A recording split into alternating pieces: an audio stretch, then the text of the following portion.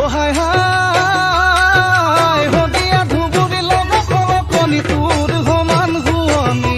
নাই সৰুমাই তোৰ সমান শুৱনি নাই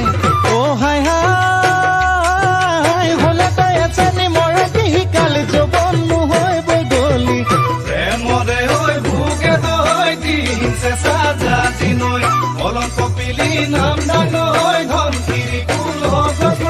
লুই ততে মিলো গৈ